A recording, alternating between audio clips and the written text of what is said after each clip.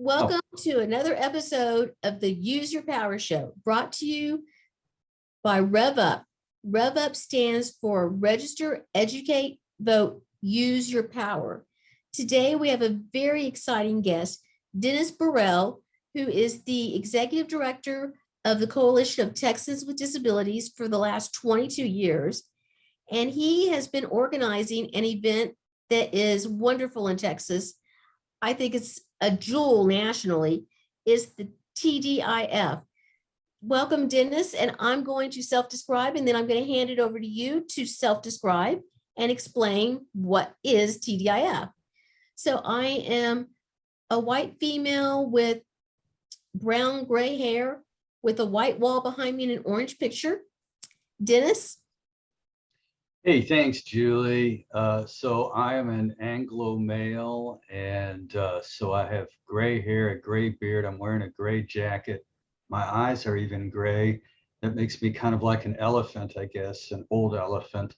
I am behind me is is a bookcase with that's our awards bookcase. You know, different awards we've received at CTD, the Coalition of Texans with Disabilities. So let's talk about the Texas Disability Issues Forum, also known as TDIF. Yes, what is that? What is that? Well, that's an excellent question. The Texas Disability Issues Forum is a creation, an invention of the Texas disability community. And this will be our third incarnation. We've done it every 4 years. You mentioned that you described my organization as the organizer. That's not quite accurate. There is definitely an organizing committee of numerous disability organizations that get involved and do this. And we all work hand in hand to make this happen. So the Texas Disability Issues Forum is an opportunity for the disability community to question major party candidates for major statewide offices. This year we will be asking questions. This is not a debate. These are individual interviews. We'll be asking questions of candidates for the governor, lieutenant governor, and attorney general. In the past, we've also had the United States Senate races covered, but this year there is no opening in the United States Senate for Texans.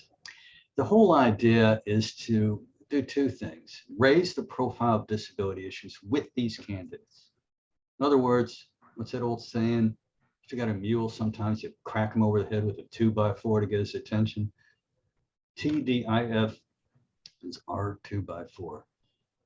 Not the secondary, but an equal reason for doing this is to educate and engage a disability community to feel their power, to get out and vote, to become educated, to learn what questions these candidates are thinking about and how they feel. So it's a two-way street. And we think it's been pretty successful. This is, again, we do it every 4 years. So the first one was 8 years ago, then the second one 4 years ago, and now in 2022. So is it bipartisan? It's totally bipartisan. In fact, we make extra effort to make sure it's bipartisan. So we're constantly reaching out to the candidates. This year, not all candidates for the November general election are known. The primary left a few runoffs in place.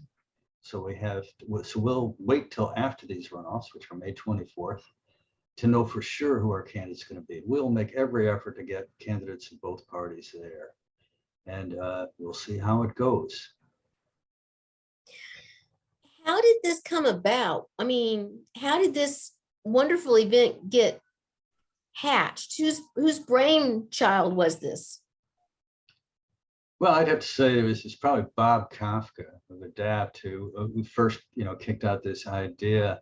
There's been thoughts about doing these candidate forums for different offices around, and frankly, a lot of local disability organizations have had candidates for, say, the state legislature come and visit, and that's great. And that's one thing we also want to promote. But ultimately, this came, I would say, out of some frustration.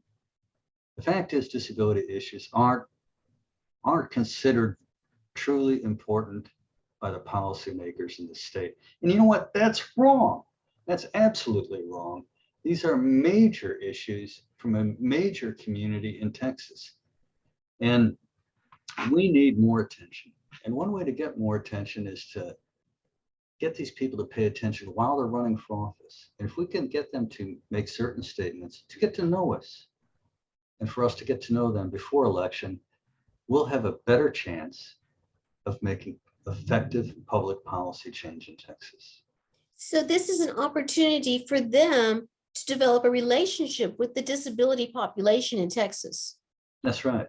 Mm. That's right. And you know, there are disability advocates that, you know, show up in the Capitol, but to be honest, our total number is very, very small compared to the many other interests in the Capitol. And our resources, meaning the money we have to influence or support our work, is very small. So it is important for us to do different ways of advocacy. And this is all about advocacy. This is all about acquiring the power we need to have, frankly, changes that are not that big an ask, but are incredibly valuable to the community. I like that quote you just said. This is about us acquiring power. How can people and organizations get involved in TDIF? Yes, well, they can do it in several ways. And first of all, mark September 19th on your calendars right now, because that will be the day of the Texas Disability Issues Forum. It will be physically held in Austin. There'll be an opportunity for you to attend in person, or there'll be an opportunity for you to watch, maybe participate in a watch party, or watch on a watch party of you yourself alone at your computer and watch it. So they can participate that way. Organizations, we have several possibilities. We have a category called co-host organizations. In the last TDIF 4 years ago, we had over 45 different organizations that were co-hosts that lent their name, and that is power. Because when we chase these people around and ask them to participate, they might say, well, yeah, I know about ADAPT, I know about the Coalition of Texans with Disabilities, I know about the ARC, maybe a few others.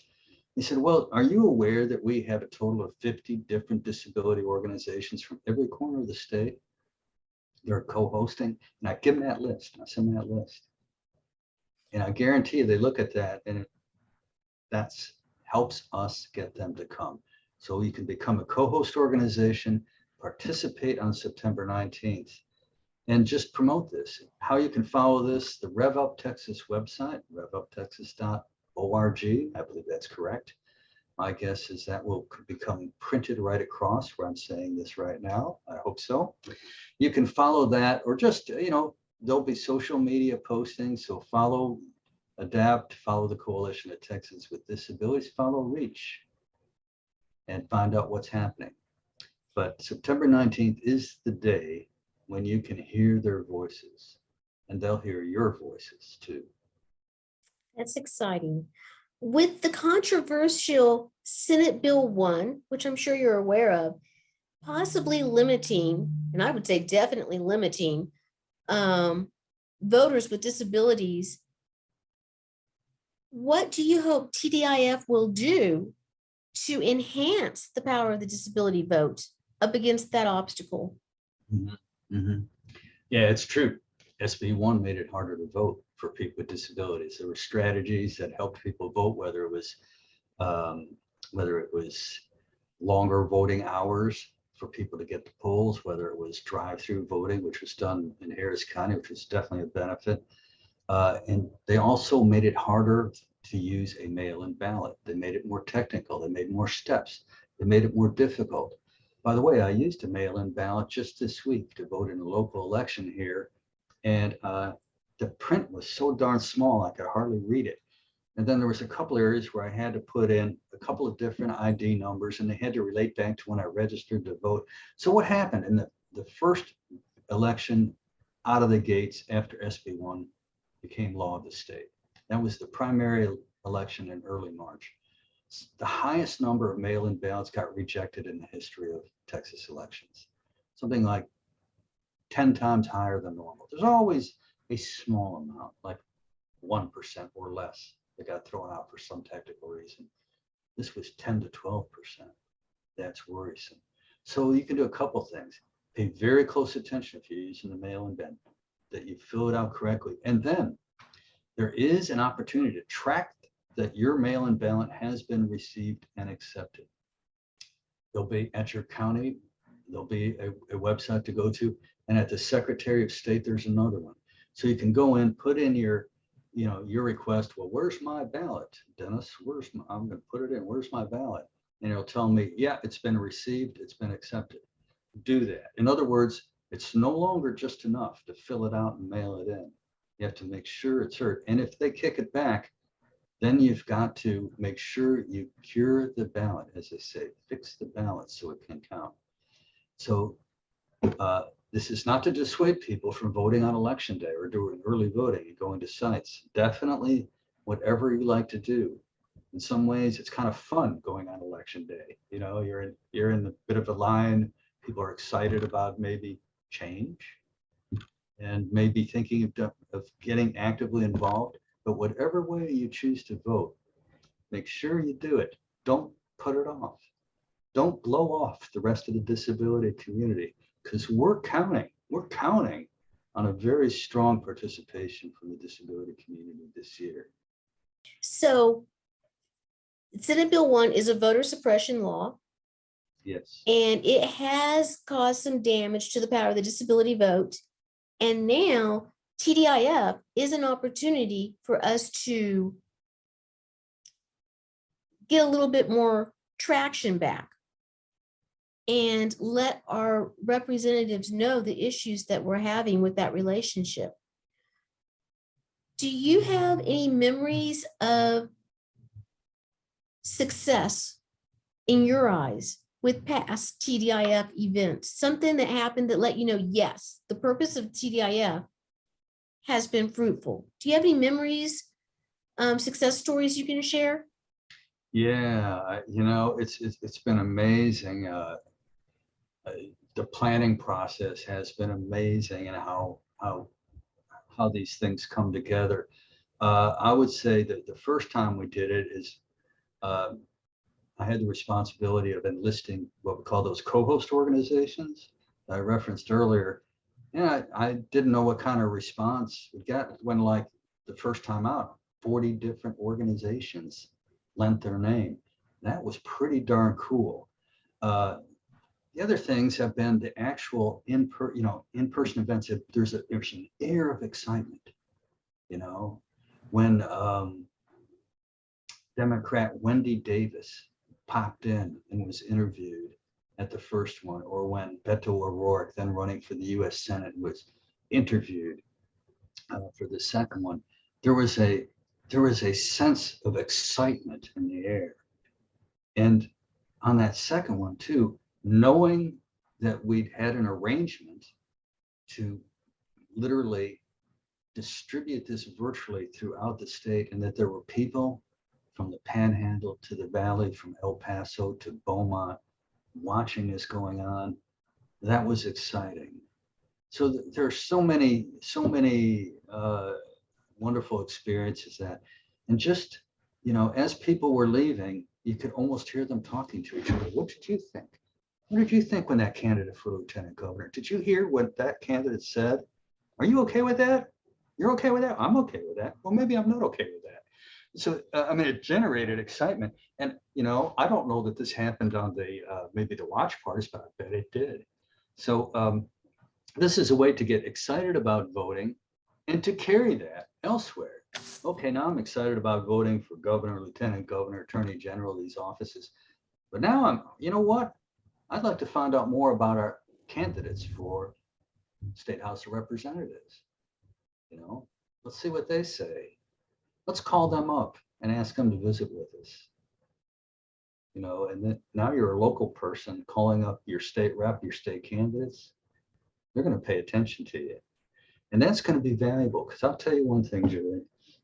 And most advocates know this. Most people who are self-advocates know this, that if you meet somebody one time who ends up in office, and then you meet him a second time, it's a whole lot easier to talk to him then. Something about it, just from, they'll go, oh yes, I met you in my district office in El Paso when you came with that group and we talked about these issues. Now they recognize you. You recognize them. You're just more at ease. You've gotten past that first meeting with strangers. You're not strangers anymore. It makes it easier to be an advocate. It makes you a partnership with them, Correct. A partnership. Yeah. And there is power in the disability vote. There are millions of people with millions of voting age people with disabilities. And as my friend Bob Kafka always says, the disability community is not exclusively people with disabilities. There's family members, there's friends, there's service providers, there's caregivers,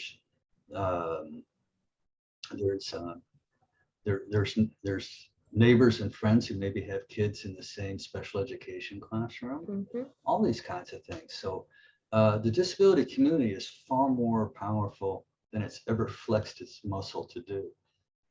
Time to flex that muscle and get that power. And I'm going to open it up if anyone has any questions they want to suggest. I have 2 questions, but I want to know if one of them would be okay. So I was listening to you talk and I was thinking about the co-host, and that's very exciting that so many organizations are co-hosting. And that brought about 2 thoughts. One was, what would you say to an organization that wants to co-host, but they're scared that they might appear to be jeopardizing their nonpartisan status? What would you say to them if they want to help with the power of the disability vote? I'd say, come and join us. Now that's a legitimate question. So if you're, say, an administrator of a nonprofit organization, you're kind of told that, you might jeopardize your nonprofit status, which is one of the reasons, how we can qualify for certain grants or funding or get tax deductible contributions. So I understand that. So first of all, it is not a violation of any IRS codes for a 501c3 nonprofit. And the other thing you mentioned, would this make us appear partisan? And no, it would not. In fact, we are very strongly want this to be a nonpartisan event. And to that end, we have actually put in more effort to make sure it's nonpartisan. Our participation has leaned more to the Democratic Party, but not exclusively.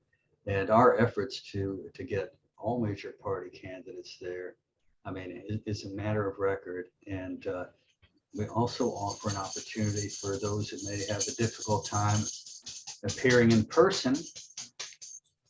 And that would be my dog's collar clinking in the background. That there's an opportunity for them to participate by submitting their answers in writing, and we'll post them, or they could even show up through a video link or something like that. So we go out of our way to make sure this is nonpartisan. Bottom line answer, no issue with your nonprofit status, no issue with being perceived as nonpartisan. That's fantastic. So hopefully even more co-hosts will happen this year. And COVID has really increased organizations' technical skills as well as people with disabilities to participate virtually. Do you think that's going to have an impact on the outcome of TDIF this year? I would expect we'll have double, maybe triple the total amount of participation. You're exactly right, Julie. People have developed virtual skills, Zoom skills. I'm one of them, and I'm sure many are like that now feel comfortable doing this. It's easy, you can do it. It's not a mystery anymore. But more than anything, the content, I think, is what's going to drive more participation. And I like the idea really of getting a few people together, maybe at a center for independent living, for example, and watching that. And maybe, because I guarantee you'll have follow-up conversations about how certain questions were answered. And Or maybe it might spark, say, you know what, we need to contact that campaign and clarify a misunderstanding or a misinterpretation, or maybe this candidate didn't really get what that question meant. Power, again, knowledge is power. And this is a way to get knowledge. And it's so great because if we do this virtually, we can see the watch parties, whether they're in someone's home, down the street at the local bar, at a Center for Independent Living. You can see all the people talking and connecting and understanding their issues and the candidates' view towards them, their values. You mentioned that it's open to both Democrats and Republicans, all are invited. This is a very, like I said earlier, TDIF is a gem in Texas. It really is. And it's really exciting that we have this.